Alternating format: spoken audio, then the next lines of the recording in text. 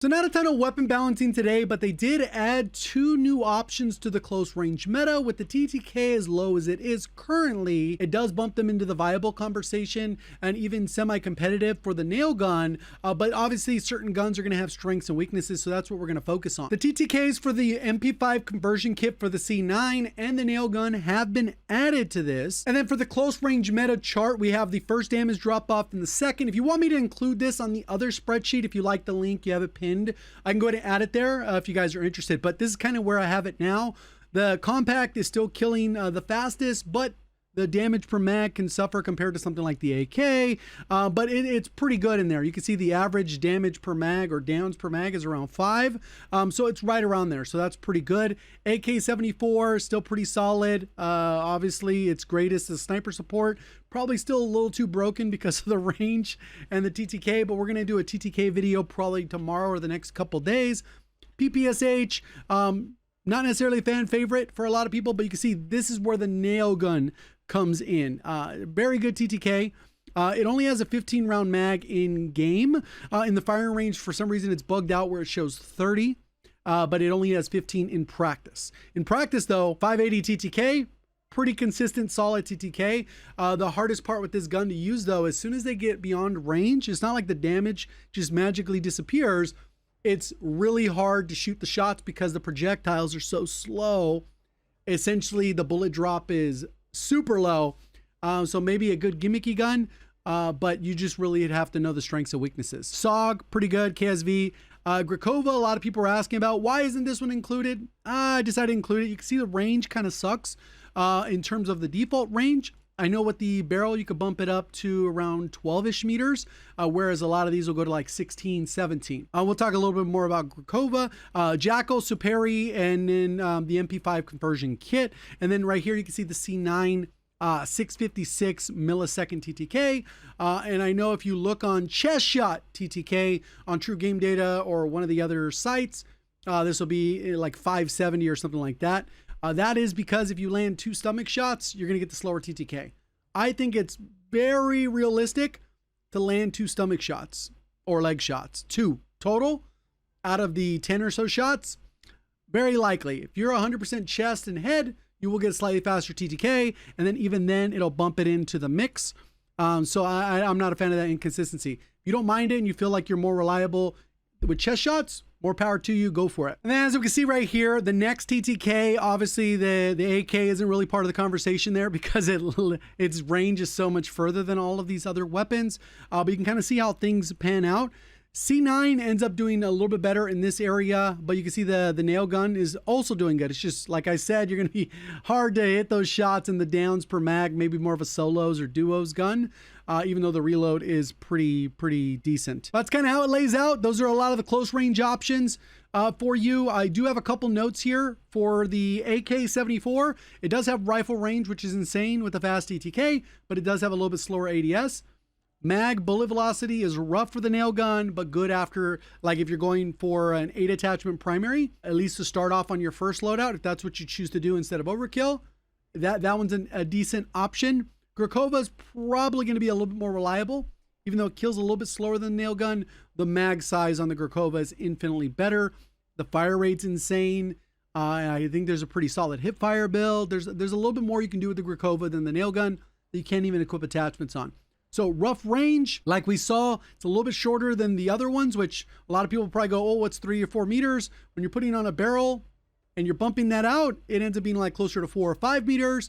And in those damage ranges, you tend to lose gunfights because that's where a lot of times you're going to chop people at stairways, doorways, and those types of things within a practical sense.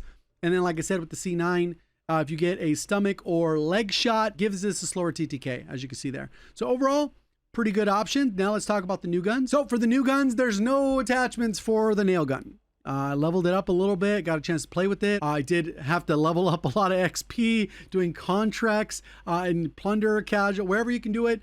Farming XP, it takes a while. This is a 600K event, so it takes a bit. And then the MP5 conversion, just going to follow the same suit that we've seen for a lot of our other close range options. Compensator, long range barrel, vertical foregrip. Ergonomic, unless you want quick draw or something like that, ADS speed's already super fast. Maybe you want to stock a little bit more strafe speed, and then you can do that little laser that a lot of people seem to like for the hip fire spread. So you got a couple different options there. That's the 5 attachment setup. In the range, you can see the nail gun has 30 bullets. That's not accurate. But in terms of recoil, this thing doesn't have any recoil other than vertical. If I just go ahead and fire the recoil. But you can see if you're on keyboard and mouse and even on controller, the visibility is terrible. Like the bullets are going like right there, and it's like I can't even see the target. So it makes it a little bit rough. The MP5, surprisingly, it looks like they've essentially, from memory, it looks like they kind of copied what we already had. I think we had a couple more options in terms of vertical recoil back then, but overall, pretty good that they've been able to do that. It's just you're going to put yourself a little bit smaller mag as the disadvantage. And like I already said, there's a lot of great options because the TTK is lower. So just because that one has like a 630 TTK on the C9 conversion doesn't mean it's unusable. It will definitely be very good and it'll still feel like it kills fast. But don't be surprised if you go up against someone who kills you in 560, 570 millisecond on their TTK. I will give you a Grekhova class setup because I didn't include that in the last vid. I do like the optic on there, a little bit more visibility. We get a long barrel, so we're getting as much damage range as possible. We do have the extended mag 2, ergonomic, and then the suppressor. KSV, pretty standard build that we kind of go with there. Like we've talked about in the past, you use whatever barrel you want, but there is kind of the standard build. Grekhova, like being able to see where I'm shooting. Like I said, I know there are some hipfire builds. This sucks if you don't set it up for hipfire build. I do have the ADS. That would be an entirely different build. KSV, I'm not a big huge fan of the irons in this particular scenario, but it works for what it's supposed to. Like I said, I'd probably still lean more towards the AK, and especially right now, if you like the iron sights on the AK, it's just phenomenal. Here's the Saug, pretty standard build that we've been accustomed to. Compact, overall, straightforward build. Saug in general has been my overall, like, all-around favorite. I like the AK just as much as the next person. No doubt. But I like having differing ammo types for my guns. And if I'm going to use a long-range weapon, I am not going to combine it with the AK, so I get double rifle ammo. In this case, that's kind of how that part works. Here's the compact. But when I run the HDR, obviously there's really no other smart choice other than the AK. So you kind of like... your hands are tied there until they nerf or balance some other guns. And then for the AK, you can see kind of how I have it set up here. We use quick draw. A lot of people are asking, well, why do you use quick draw instead of like ergonomic or something like that? What you can see here is the ADS speed is the difference. So right now we're getting a 190 millisecond right here. We can see it towards the bottom right of my screen under the handling characteristics. 190 is pretty solid for close range. You kind of want to keep it under 200. At least that's kind of the pattern we've seen over time. If you feel like that's not as big an issue and you want a little bit more sprint to fire time and all that type of stuff, ergonomic is going to be better. See, it says slide to fire speed, dive to fire speed, which are pretty significant. But you're going to get penalized on the jump ADS speed, which you can see is 740 or 274, and you're getting 30 milliseconds slower on the ADS speed in general. So that's kind of why we go with the quick draw. And then if you don't want to go with an optic, you can go with the stock, you can go with the laser, or you could even go with the barrel.